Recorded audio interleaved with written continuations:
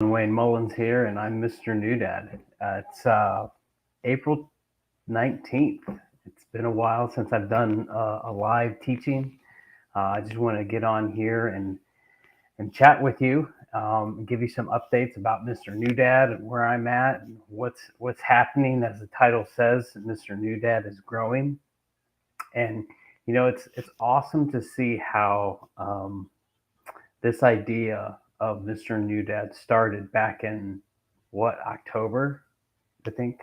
When I was going live each and every night, and we were doing these segments, 10 minutes or less, about what I was learning in that season of life that I was in, and then I started focusing it on dadhood and what I was learning, and because of the people that I had in my circle and my coach, and I was working with him, and we were trying to come up with some strategies to see where some needs were, and we started exploring what this would look like and what I'm learning as a new dad. And it kind of morphed into uh, focusing all my energy and building this curriculum for new dads.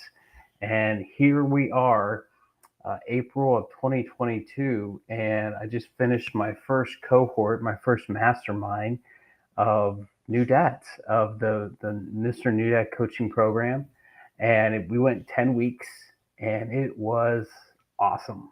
It was it was a lot more than I thought it'd be, to be honest. Just because this was my first group, this was my first, kind of launch out there to see if there is an impact, a need, and to see where I feel like this is going, to see if there's some validity here, and there was. And so it's been awesome to see how this idea has morphed into not only this program, but how it is already beginning to change lives. And it's awesome. It's amazing, and I'm so excited, for those who have been following me, for those who have been sharing my content, and for those who have been helping me and encouraging me. I thank you. Some lessons learned after this first group. I just wanted to get on here and share some things that I've learned, about this group, about the things that really stood out to me from a dad perspective. Is that I believe that every dad wants to be a good dad, wants to be a great dad. I don't believe that any dad out there wants to be a absentee father, or a crummy dad, or a bad dad. But what I do realize is that life gets hard, life gets in the way, and sometimes, we get in our own ways, and we don't have the tools or the resources or the books or the courses, or even let alone the community who can help us grow in our roles as dads. And one of the things that I kind of took away from this first group is getting clear on what is your role as a dad. What does that mean to you? And it's going to be different for everybody, because we all have our own perspective. We all have our own experiences with our own dads, but we all have our own different definitions. But when's the last time that you really sat down and took some time to think about what is your role as dad? Get clear and write it out. That's one of the first lessons that I actually talk about in the first module, is answering that question. Is, what's your vision? What's your role? When was the last time that you talked about this definition, or talked about your role as dad, as husband, leader of the home? When's the last time you talked about that with somebody, let alone your wife or partner? And what does that mean? One of the biggest questions that I ask in this group, and I love this because it really challenged me about answering that question of, what kind of son or daughter do I want to raise? My son is 1 year old now. What kind of man do I want him to become in, you know, 16, 17, 18 years? That's just something that I believe that doesn't happen by mistake. You as dad have to intentionally pour into him. But in order to pour into him, I think, and again, this is where I think many dads get it wrong, is they need to be getting poured into themselves, and they need to be pouring into others, and then they also need that accountability, because when you have a kid, when you have a son or daughter, you are learning, you are growing at the same time. And I think you have to be so intentional about where you're getting that knowledge and how you're growing, because um, there's little eyes that are watching you. There are little eyes who are mimicking your behavior, who want to be like dad. And I think I'm so much more in tune with that now than I was even at the beginning of um, this first mastermind group. And because I realized that those things, it doesn't take much for someone to your little boy or little girl to copy your behavior. And I started reading this book again. I read this book last year, right when I first became a dad. It's called The Way of the Wild, The Way of the Wild Heart by John Eldridge. And I read this last year, like I said, but I'm reading it again. And I'll tell you one thing: it gives me a different perspective now that I'm a dad.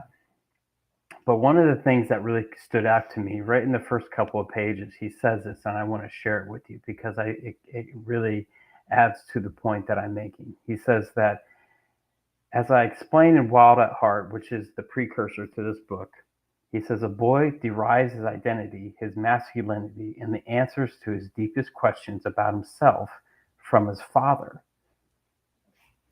So think about that, dads, is you're setting the tone. Your son is getting his identity from you. And if you don't have a son, you have a daughter. The way that women, and what I'm learning, this, I don't have a daughter, but this is what I've learned, is the way that a woman perceives love is through her dad. So think about that.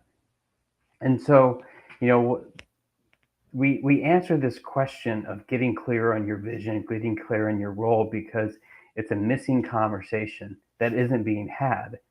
And I believe it's a conversation that needs to be had. And so, um, but I think it's important to have those conversations now and ongoing and continuing to have them, because they're going to evolve. They're going to evolve, uh, just as you are going to evolve as as a father. Um, but don't wait for something to happen. And this is another thing that I learned, is it's important to have these conversations now with your spouse, with your partner, with your kids, with yourself, instead of waiting for something to happen, because then you're in reactive mode and you're not in creative mode. And so through the Mr. New Dad coaching course, this is all about being creative and giving yourself that time, that space to be creative, but then also to explore those thoughts, those limiting beliefs, those habits, those values that we talk about in this course, and getting clear on them and talking about them amongst the group. Doing it now versus when you have to change or when you're in reactive mode. It's different. And I think it's almost too late at that point, because um, you're trying to build the house with no foundation. Whereas with this, it's like I'm trying to help you build the foundation with these tools.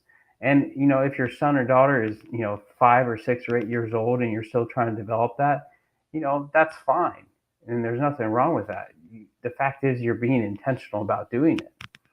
And so we talk about those things, and then we write it out. We write out that vision. We write out that vision, those definitions, those roles, and we get clear about it.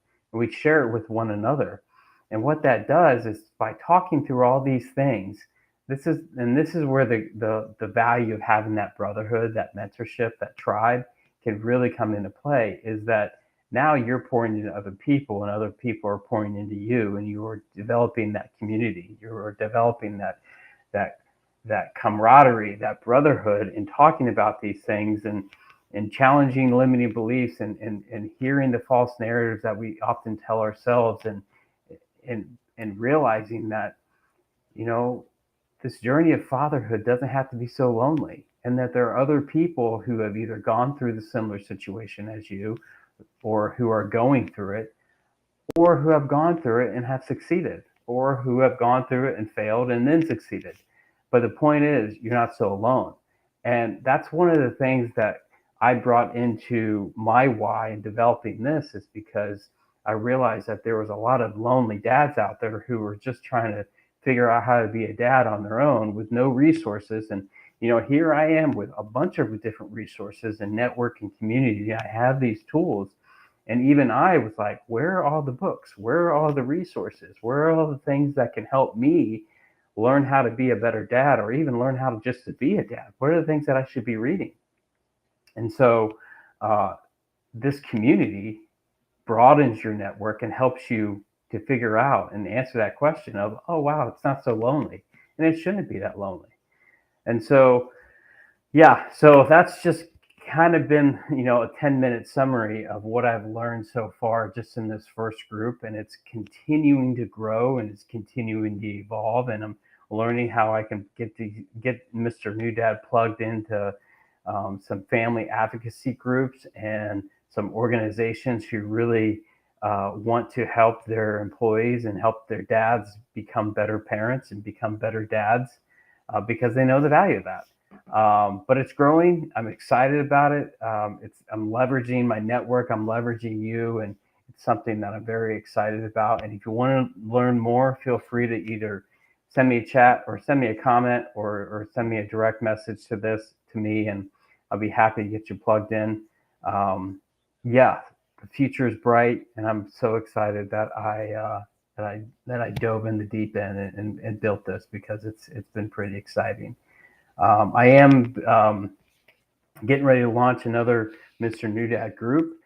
Um, I have a big number for this year that I'm excited to put uh, 200 dads through this course in the next year, and so that's my BHAG, my big hairy audacious goal. So help me accomplish that. So if you're interested, feel free to comment, and I'll put the link to the um, to